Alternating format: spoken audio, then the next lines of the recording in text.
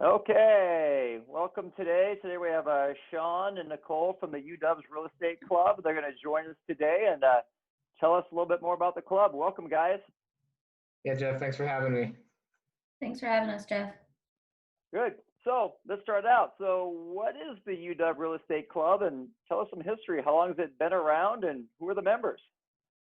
Yeah, so it actually started in the MBA program, the inception of it, I want to say maybe a decade and a half back, and it was their ownership of the club. But once the MSRE program got kicked off 11 or 12 years ago, there started to be a group of individuals, obviously, that were super invested in real estate. And so the ownership of the club slowly began to shift from the MBA and foster school into the MSRE program. Then about 4 years ago is when it flipped from the leadership. It dropped out of being an MBA club and started being a full-on role that the MSRE students would take on. And so since then, we've had a leadership team that is comprised of 4 individuals that are split sometimes between the MBA and sometimes they're all MSRE students. We generally like to have one liaison to the MBA program or vice versa so that everybody stays involved. But really, it's a graduate-focused club for people that are interested in pursuing real estate.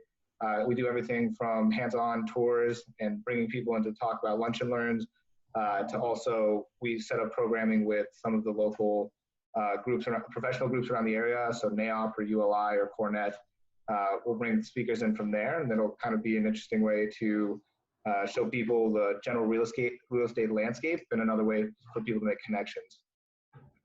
Great. So what are each of your roles within the club?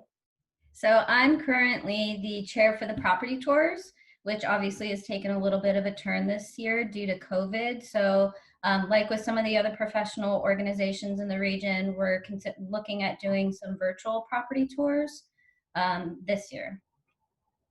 Right, and I'm the current president of it, and I would say that mine's more of an oversight right now. Obviously, our roles are a little bit blurred given our circumstances. And so because of that, we're doing some new stuff, which is pretty exciting. And that's been awesome to facilitate that between the Runstad Advisory Board and the MBA program to say, hey, what are some nice areas that we could develop in the near future here that might be super interesting and might last longer and could be done virtually. So that's kind of my current role in the club. Great. So what are some of the benefits of joining the club? Well, I think one that Sean mentioned is that you get a good sense of the real estate landscape here locally. A lot of the speakers come from the advisory board, which is a powerhouse of real estate professionals across the region. And it's also a good connection to alum. Our mailing list goes out to alumni. They attend some of the events as well. And it's a good connection to the MBA school as well. Right. And Great. I believe you're the liaison to Cornet right now. Is that right? Or Crew? Correct. Cornet, yes. Cornet. Yeah, and I myself am the student liaison to NAOP. So we have like some pretty good connections with some of the professional development groups around the region. So, I mean, if you're interested in that and you're interested in networking period and not walking into a room full of strangers, but walking into a room full of strangers knowing 3 of them, then this is a great way to get started. Obviously, we're a bunch of students who aren't super deep in our professional careers, so it's a pretty hands-off, relaxed approach to networking. Rather than some of the areas you might seem a little more daunting. So great. So Sean, what was your favorite tour or event you went on last year with the club? I think I want to say the Capitol Hill TOD project, which was right above the transportation center, the link there. That one was super interesting because they had to deal with all that boring and the fact that there were massive tunnels underneath their construction site, which was, I think, super interesting. Also, the site itself was owned by the city, so parsing out the responsibility of ownership on it sounded like it was a big, hassle. Also, the guy that led that happened to be an MSRE alumni and a past real estate club member, so that was cool. So I think looking back on it, that was my favorite tour. Maybe not from like the pure like infrastructure side, but from the massive amount of issues that they probably wouldn't have had to deal with in other projects and kind of taking a glance at how they conquered those. Great. Nicole, how about you? I would second what Sean said because it is a very, very complex project, but to change it up too, the Expedia campus tour was also a really interesting tour because that's taking an old Amgen biochemical headquarters and transforming that into essentially a tech corporate campus. So it was really interesting to see how they use some of those, repurposed a lot of the facility to meet their needs. And they were also doing additional buildings as part of the campus. So it was really interesting to see how that whole site has transformed. Might be changing a little bit now due to COVID, but the architecture there was pretty exciting. Right. I'd be remiss if I didn't mention the Gates Foundation tour. I mean, that building is one of the most insane feats of structural architecture I've ever seen. So, I mean, like with their massive courtyard, and we went there and it was like randomly Wine Wednesday, and they had a ton of people just hanging out in the cafeteria, and they had these massive steps. I think there were like 65 steps, and the lady that was touring us even said, if you're scared of heights, get ready for this, because this is going to be kind of mind-blowing. It's awesome. They have these huge all hands meetings, and what, you know, it's as big as like my high school gymnasium. It was massive. So that was a pretty cool building to tour as well.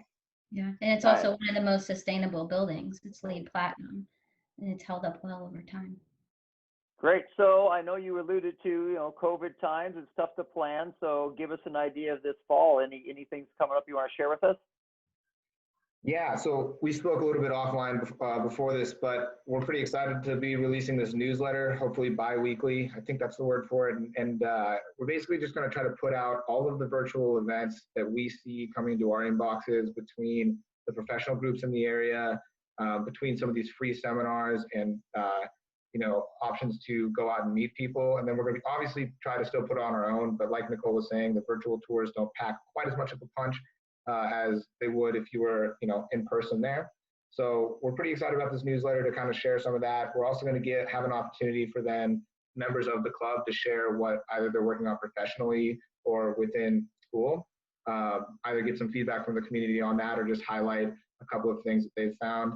We want to use it as a pseudo job board. So maybe we have a recruiter come and write like a little column there and a little blurb and say, hey, you know, if you're interested in this, shoot me a text. We can talk about, you know, building a resume or talk how to write a cover letter or something like that. So we think it's going to be this like inclusive, you know, one-stop shop. Hit your email every 2 weeks with, hey, here's everything that's got going on in the next 2 weeks you can attend. Here's some ideas if you want to go above and beyond. Here's some options to network. You know, I think that's going to be, for me, that's the thing I'm most excited about. Yeah, and we'll also include some current events that are happening, so people are current on, you know, what new buildings are being developed or being sold, or kind of what's happening in general, both in Seattle and on the east side.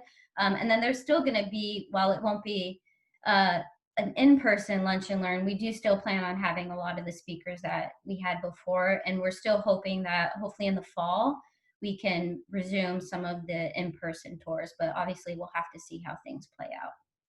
Right, and I think that's just going to be a case-by-case basis. I know that Samantha Martinez, who's our MBA chair, if you will, she has been talking about how the MBA students are forming into neighborhood groups so they can have like these pseudo networking where like 6 or 7 of them get together at their, you know, outside on a lawn somewhere. So I think that she at least was thinking about trying to do something like that. So we might have these tiny in-person events if we're able to do them. Talk to the department a little bit about that. So I don't know if that's going to be A-okay or whatever, but we'll approach that bridge when we come to it, I suppose. Great. So if someone has an idea for hosting a club tour, or otherwise if someone wants to get involved and contact the club, how do they do so? So, well, I mean, you know, Nicole, I don't mean to speak for you, but you can definitely reach out to me personally. We also have a Gmail account, which is uwreclub@gmail.com.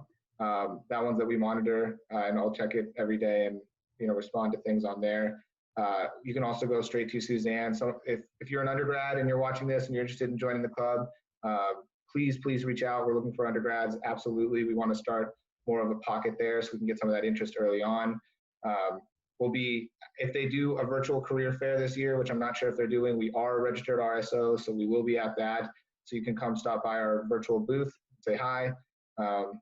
We'll wave over the computer or whatever. And so there's a couple of ways you can contact us.